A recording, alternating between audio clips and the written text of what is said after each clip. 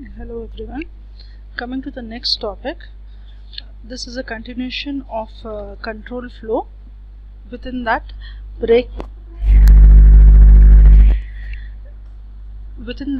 we have break and continue. Now the first one is break. Break is nothing but it is a statement which will break out from the loops that are present, whether it is for loop or while loop. Okay, whereas continuation statement states that it is a continuation for the next iteration. We shall be seeing how it works. We'll take the first example, break statement example. This example is from our textbook, that is from Hannon approach internet. Over here we are assigning the value y is equal to 1 for x in the range 4, 256, 4. Now what does this means? 4, 256 means my starting value is 4, my ending value is 256, having a break of each value of 4. The last value of 4 indicates that after 4 next number that will be coming is 8, next number that will be coming is 12, and so on till the last value as 256. It says that y is equal to y into x. Now the condition that is being applied is if the value of y is greater than 512, then the statement is break. We give a sentence as break, and it will print the value of y. So the output that we have got is 432 284. Now how we have got this, we shall be seeing it. Now over here the two values that are being assigned is one is x, one is y. So my y value is already been assigned as y is equal to 1, and my x is in the range of 4, 256 with an interval of 4. So I am writing the value of x over here. X is equal to 4, then it will come as 8, then come as 12, then 16, like that, so on. Okay, now y is we are just putting the values in order to check the output. I'll show you first over here the output working, then I'll run the program in the Python and show you. Y is equal to y into x. Now y into x means what is my y value? It is already been assigned as 1, so I'll be writing as 1 into 4. So 1 into 4 is 4. My new value of y is now 4, and so my input is my output is now 4. Now next is my new value of x is 8. Over here you can see the x value is 4, 8. No, so my next value is 8, whereas my y value is 4. That means the value that I have obtained in the last implementation was 4. So if I just substitute the value in the formula of y is equal to y into x, I'll be getting as 4 into 8, that is equal to 32. So my next value of y is 32, and my new value of x is 12. Okay, so y is equal to 12 and y is equal to 32 and x is equal to 12. I'll just substitute over here 12 into 32 is equal to 384. So what is my output? My three outputs is one is y is equal to 4, one is y equal to 32, one is y equal to 34. Now this way the loop will go on doing it until what range? Once you get the value y greater than 512, it will break itself, because when we substitute the next value as now my new value of y is 384, and my new value of x will be 16. Automatic 16 into 384 will give me a very large value, right? So it will be more than 512, so it will break and it will print the values of y. Okay, let us execute this program and have a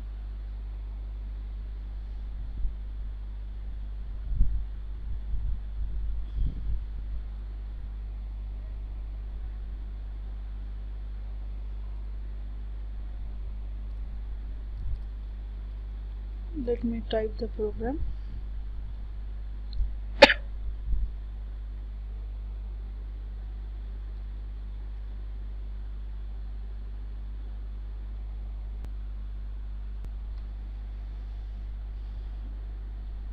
Now let us run this program and see. Now I have written y is equal to 1 for x in range of 4, 256, 4. So each time the interval from 4 to 256 is with the interval of 4. Now the equation that has been taken is y is equal to y into x. Each time it will take the x value and y value. each x value and y value will go on continuing with that, with implementation or incrementation. Once the value of y is greater than 512, it will break and it will print. So let us run and see. You are able to see the output as 4, 32 and 384. Okay. Now even I can change the value as let me take one more value as 256. Okay, we'll run it, save and run. We'll see what output we'll be getting. You can see that the value is 432, and since it is the next value is greater than 256, it is breaking and printing the value. Now this is for the case of break. Now for the case of continue, I'll just close this. Now for the continue statement, what does the continue statement says? That the continue statement will continue with the next iteration. That means it only skips the part of a loop and then go on continuing it. Okay, now this is the example from our textbook. Over here the list that has been given is fruit. Fruit is apple, orange, banana and mango. So the length of this is 4. Now we are taking the condition for item in the fruit. So what are the items? Apple, orange, banana and mango will form the items in the fruit. If the item is equal to banana, it will continue, else it will print the item. So how do we check it? Once the item, that is apple, is obtained, it will see item is equal to banana, no, so it will print the that particular item, that is apple. Next is item is orange. Orange is same that of banana, no, so it will print the orange. Third one is banana. So banana is equal to banana, yes. So what it will do is it will skip that particular banana and it will not print it. Okay, it will go to the next item, that is mango. It will check whether mango is equal to that of banana. Since it is no, it will print the mango. Okay, let us now I hope you have got this. We'll see one small example. Okay, Python shell. I have taken one small example. I'll open that particular example.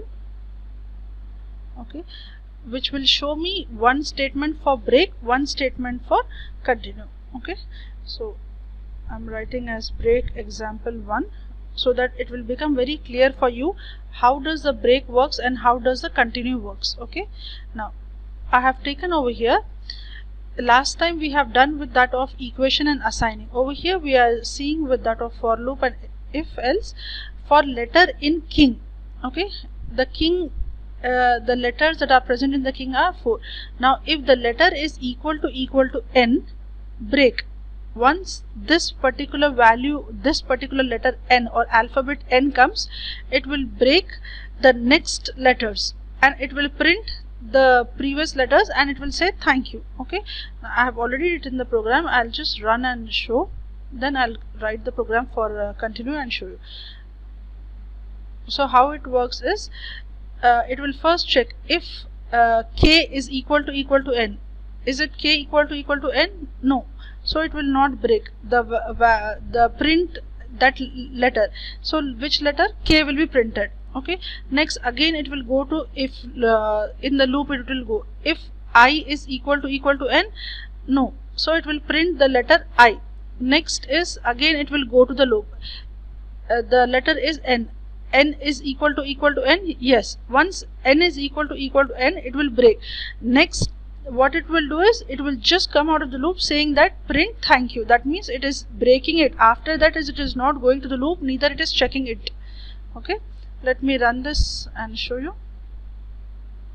Now you are able to see only k and I. Since n was present, it is breaking. After n, the next letter, that is G, it is not coming. Don't get confused in letter and alphabet. Since we have used the term letter over here, I am saying as letter, not an alphabet. Okay, now this was an example of break. Now I'll show you how does the continue differ. let me close this. Over here itself I'll write it. The same program is there for the letter in king. If the letter is equal to n, now I'll write over here as continue, else print letter and print thank you. Now what is the difference is, first for the letter in king, so it will check if k is equal to n, no, so it will continue and it will print k. Okay, next again it will go to for loop for letter in king, second letter is I. If I is equal to n, no, so it will continue and print the letter I. Third is again it will go to for loop for next letter is n. If n is equal to n, so over here it is condition is true. So what it will do is, it will skip the letter n, then it will not print the letter n. It will go directly back to the for loop and check the next letter, that is G. If G is equal to n, no, so it will print G, and since that is the last one, then it will say as thank you. Let me run this and show you.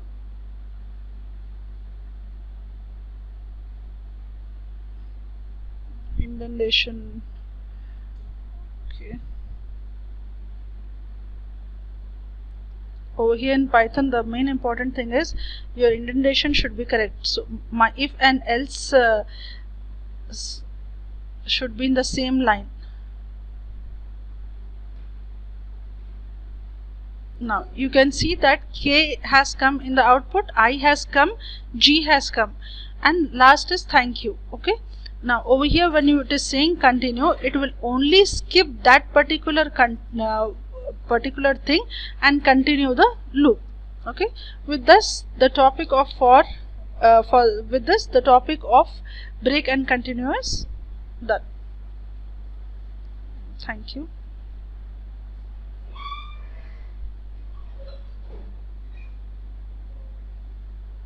Let's see the next one more example for continue. Variable is equal to 10. While variable is greater than 0, variable is equal to variable minus 1. Over here we are doing decrementation. If variable is equal to 3, we are continuing and printing the variable. Okay. Now how do we check?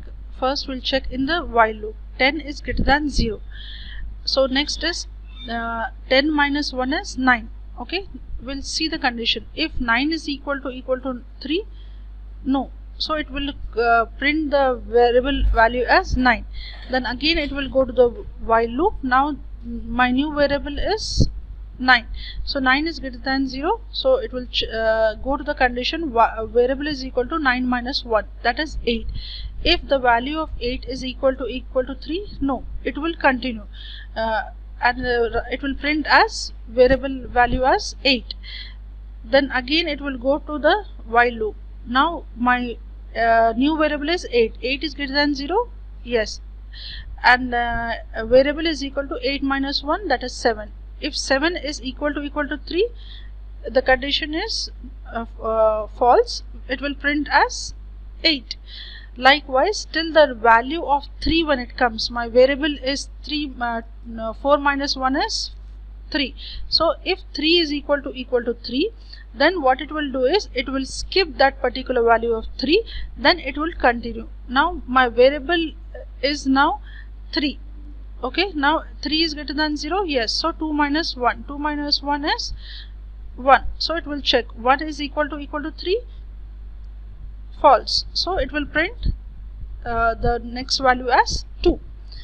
Okay, then once the variable is over, it will print as thank you. So we'll just run and see.